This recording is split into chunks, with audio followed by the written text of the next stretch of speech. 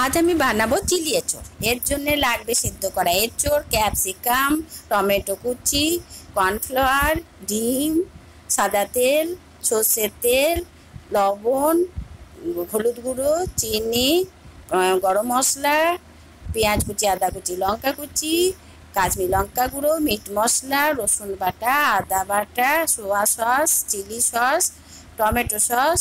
প্রথমে সেদ্ধ করা এঁচোড়গুলোকে আমি ম্যারিনেট করবো। এর জন্যে প্রথমে আদা বাটা, রসুন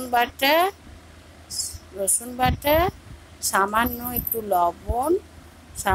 লবণ, মিট মশলা, কাশ্মীরি লঙ্কা গুঁড়ো, কর্নফ্লাওয়ার দিয়ে এগুলো আমি মাখাবো।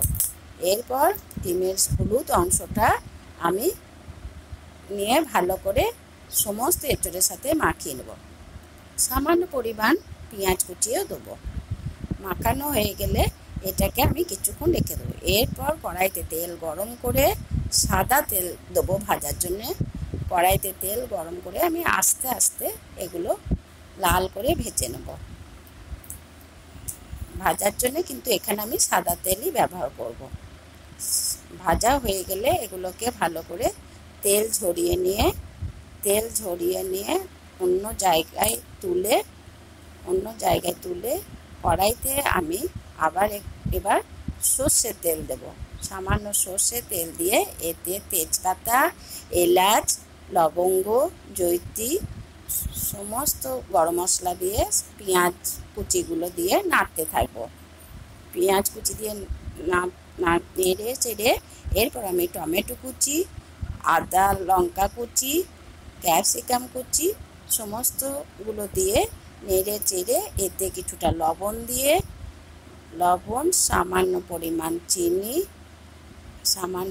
চিনি দিয়ে নাড়তে থাকবো। হলুদ গুঁড়ো দিয়ে এটাকে আমি নাড়তে থাকবো আমার এগুলো যতক্ষণ না নরম না হবে।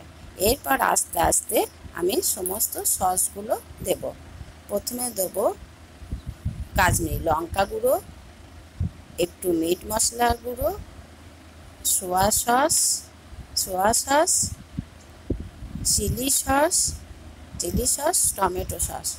এখানে একটু টমেটো সস বেশি দিলে ভালোই হয়। দিয়ে এগুলো আমি এঁচোড়গুলো দিয়ে জল দিয়ে মিশিয়ে তৈরি হয়ে যাবে চিলি এঁচোড়।